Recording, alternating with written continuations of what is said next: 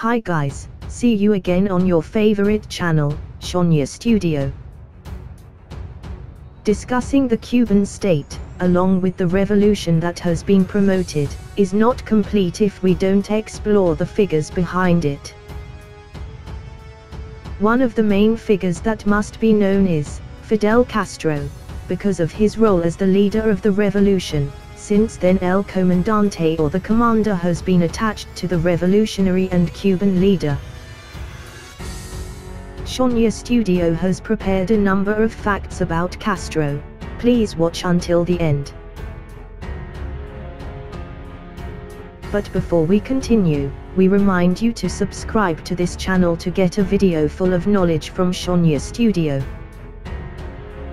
His full name is Fidel Alejandro Castro Arús. He was born in Biran, Holguin Province, Cuba, on the 13th of August, 1926.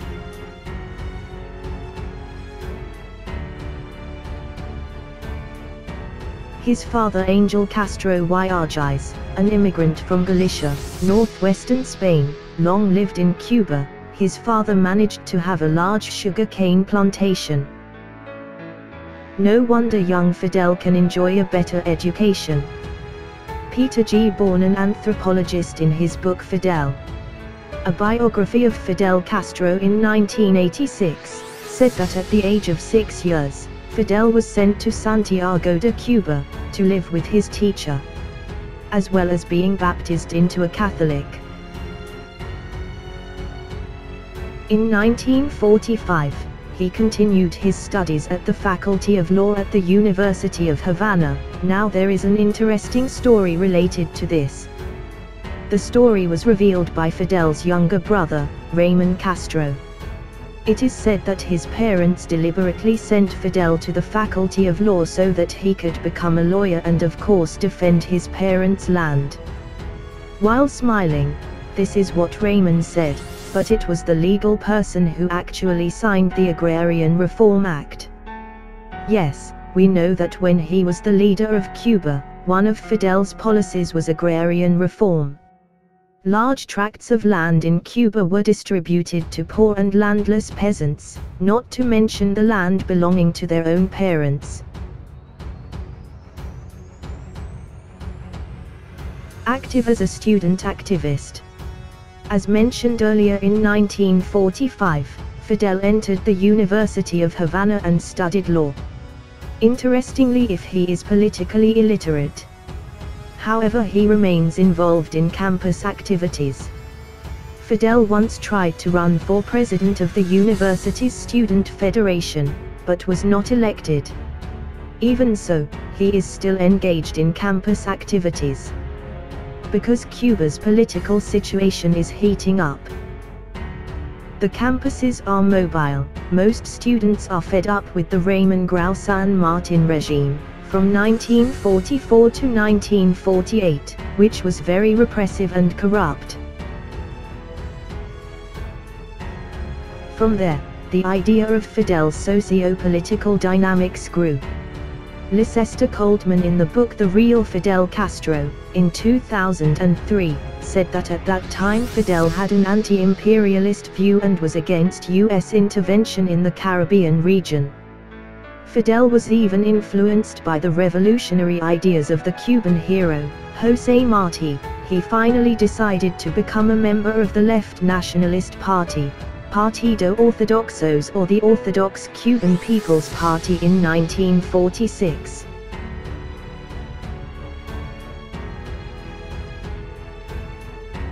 The world's longest-serving leader. As we know, Fidel Castro was the main actor of the Cuban Revolution that occurred in January 1959, and succeeded in overthrowing the military dictatorship of Fulgencio Batista, the puppet of America. He was also appointed Prime Minister since February 1959, while the president was held by Osvaldo Dorticos Toledo. The government lasted until 1976, after which El Comandante replaced Toledo as president from 1976 to 2008. In other words, Fidel became the world's longest-serving leader for the country. non-monarchy for 49 years. If in general he became the third longest-serving leader after Queen Elizabeth II, of England and Bhumibol Adulyadej, King of Thailand. That's because both are leaders of the kingdom.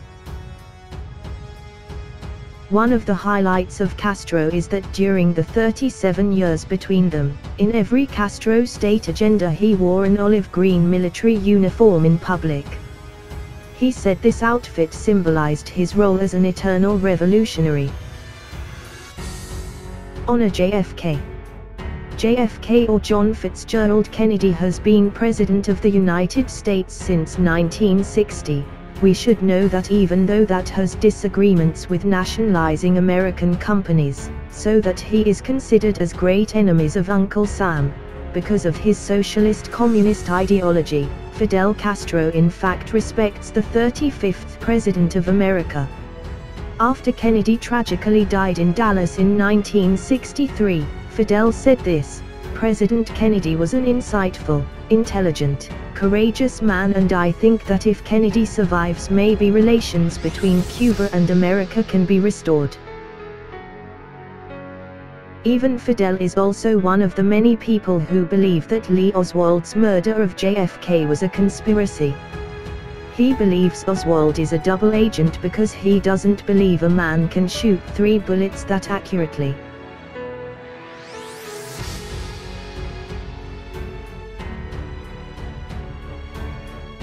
Death threats 634 times.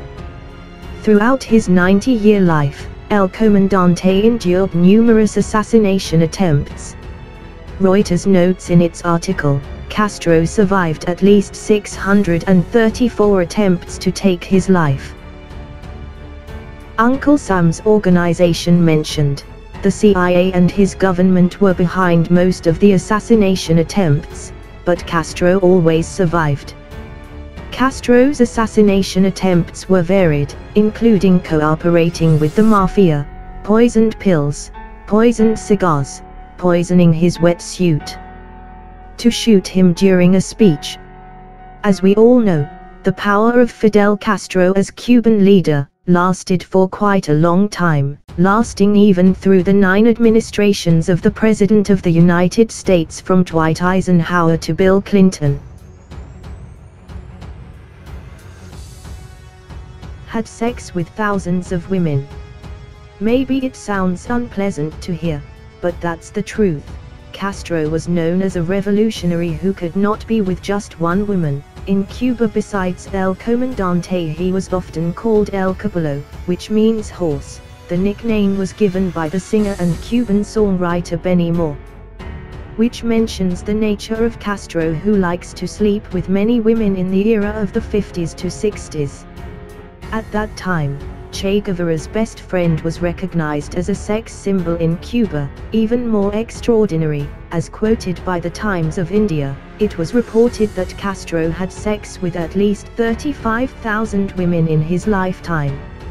It is said that in a day, Castro can have sex at least 2 times, after lunch and dinner. Reportedly to recruit the women, he has a special team. That's the end of our video this time. Hope you like it. Don't forget to like, comment and subscribe. Thank you. Greetings from Shania Studio.